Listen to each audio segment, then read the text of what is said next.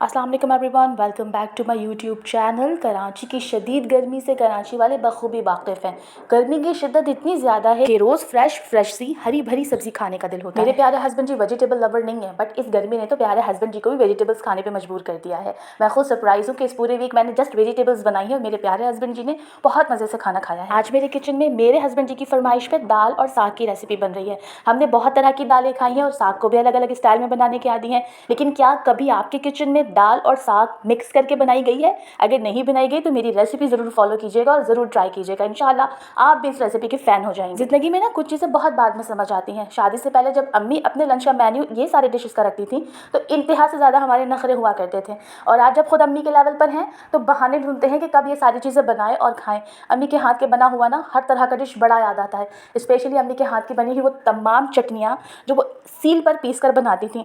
अम्मी के हाथ की बनी हुई वो धनिया पुदीने की चटनी, अम्मी के हाथ की बनी हुई वो टमाटर की चटनी, बैंगन का भरता, कितने कॉमन डिशेस थे और हमारे खाने में ना हमें पसंद नहीं आते थे। आज ऐसा लगता है वो वक्त वापस आ जाए, प्यारी अम्मी के हाथ का वो सादा सा खाना मिल जाए। अब अम्मी के हाथ के बने खाने के लिए स्पेशली अम्मी के घर का विजिट करना पड़ता है, वो भी महीनों के बाद। और जब हम अम्मी के घर जाते हैं तो वो हरगिज़ सादा खाने हमें नहीं खिलाती, बल्कि बिरयानी, कोरमा, नहारी, हर स्पेशल डिशेस का अहतमाम करती हैं। इंसान चाहे जितना सोच ले, चाहे जितना रिक्वेस्ट कर ले, लेकिन वो गुजरा हुआ वक्त कभी भी वापस नहीं आ सकता। इसीलिए अपने हर लम्हे को बहुत खुशी से एंजॉय करना चाहिए। मेरी इतनी सारी बातों में तो मेरी आधी रेसिपी ही पूरी हो गई। खैर, रेसिपी बहुत ही सिंपल है। भिगोए हुए दाल को अच्छी तरह से वॉश करेंगे और उसके बाद ब्राउन अनियन के साथ बहुत ही अच्छी तरह से भून लेंगे। इसके बाद हम ऐड करेंगे बहुत ही बेसिक से मसाले लाइक सॉल्ट, मिर्च, हल्दी और इसके अलावा थोड़ा सा ज़ीरा पाउडर।